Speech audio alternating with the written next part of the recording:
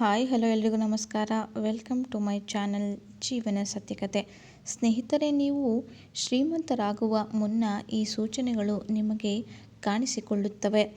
ಈ ಸೂಚನೆಗಳು ನಿಮಗೆ ಏನಾದರೂ ಸಿಕ್ಕರೆ ನೀವು ಶ್ರೀಮಂತರಾಗೋದು ಗ್ಯಾರಂಟಿ. ಹಾಗಿದ್ದರೆ ಆ ಸೂಚನೆಗಳು ಯಾವುವು ಎಂದು ತಿಳಿಯೋಣ. ಪುರಾಣಗಳ ಪ್ರಕಾರ ಒಬ್ಬ ವ್ಯಕ್ತಿ ಶ್ರೀಮಂತನಾಗಬೇಕೆಂದರೆ ಪ್ರಕೃತಿ ಒಂದಷ್ಟು ಸೂಚನೆಗಳು ನೀಡುತ್ತವೆ. ಹಿಂದೂ ಸಂಪ್ರದಾಯದಲ್ಲಿ ಲಕ್ಷ್ಮೀ ದೇವಿಯನ್ನು ಸಂಪತ್ತಿಗೆ ಹೋಲಿಸಲಾಗುತ್ತದೆ. ಹಾಗಿದ್ರೆ ಲಕ್ಷ್ಮಿ ಬರುವ ಸೂಚನೆಗಳು ಏನಿರಬಹುದು ಎಂದು ತಿಳಿಯೋಣ. ಮೊದಲನೆಯದಾಗಿ, ನಿಮ್ಮ ಮನೆಯಲ್ಲಿ ಕಪ್ಪು ಇರುವೆಗಳು ಸಾಲಾಗಿ ಬಂದರೆ ಹಾಗೂ ಅವು ಆಹಾರಗಳಿಗೆ ಮುಗಿಬೀಳುತ್ತಿದ್ದರೆ ನಿಮ್ಮ ಮನೆಗೆ ಲಕ್ಷ್ಮಿ ಬರುತ್ತಾಳೆ ಎಂದರ್ಥ. ನಿಮ್ಮ ಮನೆಯಲ್ಲಿ ತುಳಸಿ ಗಿಡವು ಚೆನ್ನಾಗಿ ಬೆಳೆಯುತ್ತಿದ್ದರೆ ನಿಮ್ಮ ಮನೆಗೆ ಶೀಘ್ರದಲ್ಲಿ ಸಂತೋಷ, ಸಂಪತ್ತು ಮತ್ತು ಸಮೃದ್ಧಿ ಬರಲಿದೆ ಎಂದರ್ಥ. ಹಿಂದೂಗಳ ಪ್ರಕಾರ ಪೊರಕೆಯನ್ನು ಲಕ್ಷ್ಮೀ ದೇವಿಗೆ ಹೋಲಿಸಲಾಗಿದೆ. ಆದ್ದರಿಂದ ಮುಂಜಾನೆ ಯಾರಾದರೂ ಪೊರಕೆ ಹೊಡೆಯುತ್ತಿರುವುದು ಕಂಡುಬಂದರೆ ನೀವು ಶೀಘ್ರದಲ್ಲಿ ಶ್ರೀಮಂತರಾಗುತ್ತೀರಿ ಎಂದರ್ಥ. ನೀವು ದಾರಿಯಲ್ಲಿ ಹೋಗುವಾಗ ಹಣ ಏನಾದರೂ ಸಿಕ್ಕರೆ ಅದು ಹಣದ ಆಗಮನದ ಸಂಕೇತ ಎಂದು ನಮ್ಮ ಹಿರಿಯರು ಹೇಳುತ್ತಾರೆ. ನೀವು ಬಟ್ಟೆ ಬದಲಿಸುವಾಗ ಜೇಬಿನಿಂದ ಏನಾದರೂ ಹಣ ಕೆಳಗೆ ಬಿದ್ದರೆ ಸದ್ಯದಲ್ಲೇ ನೀವು ಜೇಬು ತುಂಬಲಿದೆ ಎಂದರ್ಥ ಹಾಗೂ ಲಕ್ಷ್ಮಿ ನಿಮಗೆ ಒಲಿದಿದ್ದಾಳೆ ಎಂದರ್ಥ. ನಿಮ್ಮ ಮನೆ ಮುಂದೆ ಬಿಳಿ ಎಕ್ಕದ ಗಿಡ ಏನಾದರೂ ಬೆಳೆಯುತ್ತಿದ್ದರೆ ಇದು ಕೂಡ ನೀವು ಶ್ರೀಮಂತರಾಗುವಿಕೆಯನ್ನು ಸೂಚಿಸುತ್ತದೆ. ನೀವು ಆದಷ್ಟು ಬೇಗ ಹಣ ಗಳಿಸುತ್ತೀರಿ ಎಂದರ್ಥ. ನಿಮ್ಮ ಮನೆಯ ಬೆಕ್ಕು ಏನಾದರೂ ಮರಿಗಳಿಗೆ ಜನ್ಮ ನೀಡಿದರೆ ಇದು ಕೂಡ ಐಶ್ವರ್ಯ ಮತ್ತು ಸಂಪತ್ತಿನ ಸಂಕೇತವಾಗಿದೆ. ಜನ್ಮ ನೀಡಿದ ಮರಿಗಳಿಂದ ಲಕ್ಷ್ಮಿ ಪ್ರಾಪ್ತಿಯಾಗುತ್ತಾಳೆ. ಯಾವುದಾದರೂ ಪಕ್ಷಿ ಅಥವಾ ಹಕ್ಕಿ ನಿಮ್ಮ ಮನೆಯ ಮೇಲೆ ಬೆಲೆ ಬಾಳುವ ವಸ್ತುವನ್ನು ಬೀಳಿಸಿದರೆ ಅತಿ ಶೀಘ್ರದಲ್ಲಿ ನೀವು ಶ್ರೀಮಂತರಾಗುತ್ತೀರಿ ಎಂದರ್ಥ.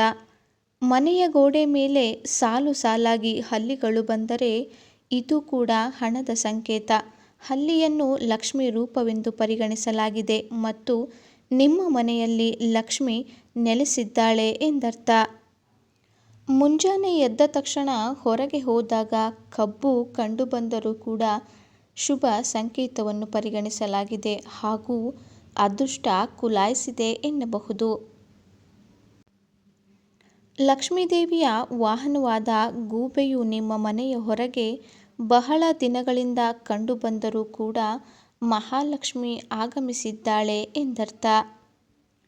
ಕನಸಿನಲ್ಲಿ ಹಳದಿ ಅಥವಾ ಕೆಂಪು ಹೂಗಳನ್ನು ನೋಡುವುದು ಕೂಡ ಸಂಪತ್ತು ಸಿಗುವ ಸಂಕೇತವೆಂದು ನಮ್ಮ ಹಿರಿಯರು ಹೇಳುತ್ತಾರೆ. ಕನಸಿನಲ್ಲಿ ದೇವಾಲಯಗಳು ಹಾಗೂ ಗಂಟೆ ಬಾರಿಸುವುದು ಕನಸಿನಲ್ಲಿ ಬಂದರೂ ಕೂಡ ಲಕ್ಷ್ಮೀದೇವಿ ನಿಮ್ಮ ಮನೆಗೆ ಬರುತ್ತಾಳೆ ಎಂದರ್ಥ. ಜೀವನದಲ್ಲಿ ನೀವು ಉನ್ನತ ಮಟ್ಟಕ್ಕೆ ಹೋಗುತ್ತೀರಿ ಎಂದರ್ಥ. ಲಕ್ಷ್ಮೀದೇವಿಯ ಕೃಪೆಯು ನಿಮ್ಮ ಮೇಲೆ ಇದ್ದಾಗ ಬ್ರಹ್ಮ ಮುಹೂರ್ತದಲ್ಲಿ ನಿಮ್ಮ ನಿದ್ರೆ ತೆರೆಯಲು ಪ್ರಾರಂಭಿಸುತ್ತದೆ. ನಿಮ್ಮ ದಿನಚರಿ ಸುಧಾರಿಸಲು ಪ್ರಾರಂಭಿಸುತ್ತದೆ ಮತ್ತು ಕ್ರಮೇಣ ಎಲ್ಲ ತೊಂದರೆಗಳು ಕಡಿಮೆಯಾಗುತ್ತಾ ಬರುತ್ತವೆ. ಇನ್ನು ನಿಮ್ಮ ಕನಸಿನಲ್ಲಿ ಗಿಳಿ ಕಂಡುಬಂದರೆ ಅದನ್ನು ಶುಭ ಸಂಕೇತವೆಂದು ಹೇಳುತ್ತಾರೆ. ಕನಸಿನಲ್ಲಿ ಗಿಳಿ ಕಾಣಿಸಿಕೊಂಡರೆ ನಿಮ್ಮ ಆರ್ಥಿಕ ಸಮಸ್ಯೆಗಳು ದೂರಾಗಿ ಲಕ್ಷ್ಮಿ ಒಲಿಯುತ್ತಾಳೆ ಎಂದರ್ಥ. ಯಾವುದೇ ಶುಭ ಕಾರ್ಯಕ್ಕೆ ಹೋಗುವಾಗ ತೃತೀಯ ಲಿಂಗದ ಜನರು ಕಾಣಿಸಿಕೊಳ್ಳುವುದು ಕೂಡ ಶುಭವೆಂದು ಹೇಳುತ್ತಾರೆ. ಆದ್ದರಿಂದ ನಿಮಗೆ ತೃತೀಯ ಲಿಂಗದ ಜನರು ಕಂಡುಬಂದರೆ ಅವರಿಗೆ ಸ್ವಲ್ಪ ಹಣವನ್ನು ನೀಡಿ ಅವರಿಂದ 1 ರೂಪಾಯಿ ನಾಣ್ಯವನ್ನು ತೆಗೆದುಕೊಳ್ಳಿ.